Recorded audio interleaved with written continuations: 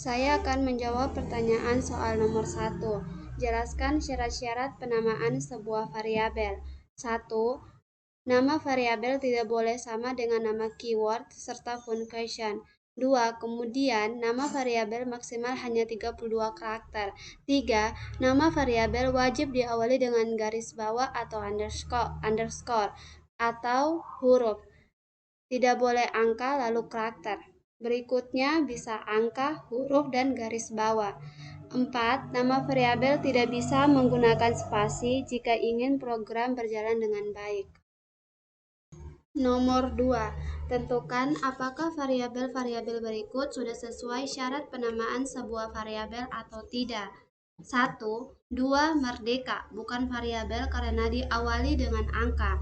2. Merdeka Jaya, bukan variabel karena Merdeka Jaya terdapat spasi. 3. Merdeka 2, variabel karena diawali dengan huruf. 4. Deret bilangan, variabel karena menggunakan underscore. 5. Bilangan add, bukan variabel karena tidak ada simbol selain underscore. Nomor 3. Jelaskan maksud instruksi-instruksi dalam bahasa C++. A. Char A, untuk menyimpan karakter dengan menampilkan kode numerik kecil sebagai perwakilan masing-masing karakter. B.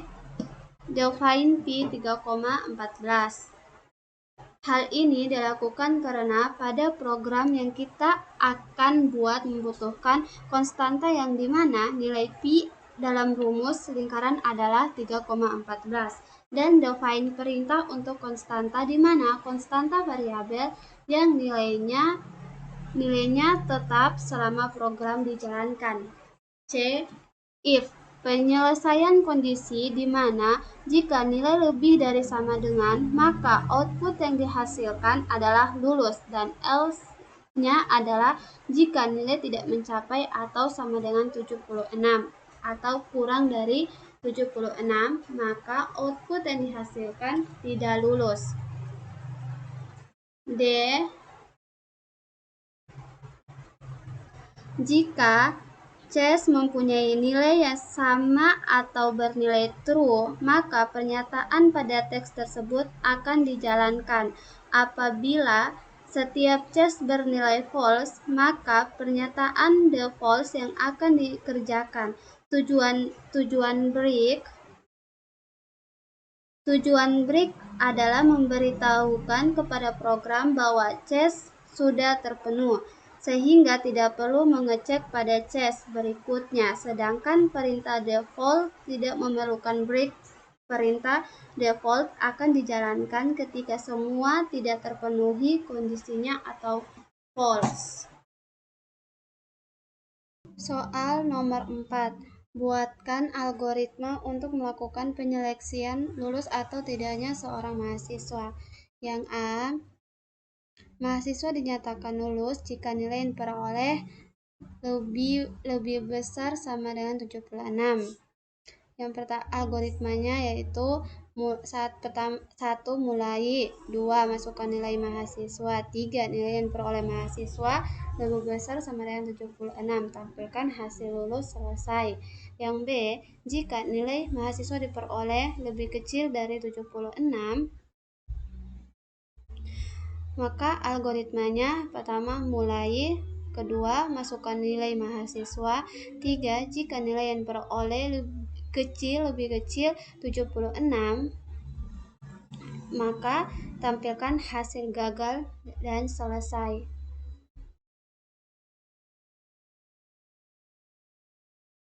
Nomor 5. Buatkan algoritma dengan notasi pseudocode dan flowchart untuk memecahkan masalah berikut. Pertama, menghitung volume kerucut menggunakan pseudocode. Deklarasi jari-jari dan tinggi menggunakan tipe integer. Tipe integer di sini diperuntukkan untuk bilangan bulat saja. Setelah itu, deskripsi. Input jari-jari dan tinggi. Set volume kerucut.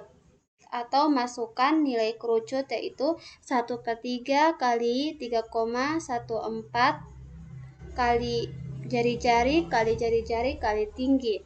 Display atau tampilkan volume kerucut.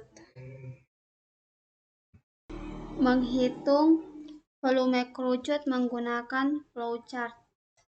Yang pertama, terminator atau memulai. Setelah itu, mengisikan data atau membaca input. Setelah itu, proses pengerjaan. Setelah itu, menampilkan output dan selesai.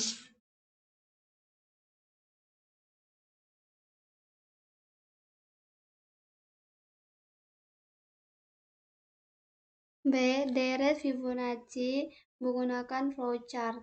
Dapat kita lihat pada layar ini. Deret bilangan Fibonacci menggunakan pseudocode. Pertama, deklarasi IN Fibonacci I integer. Deskripsi ada input N, IF, I sama dengan 0 atau I sama dengan 1. Cetak Fibonacci sama dengan 1. Else, while I lebih besar 1 dan I lebih kecil N.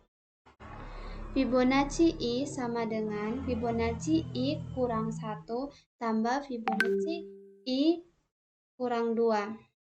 Cetak Fibonacci sama I sama dengan I tambah 1, N.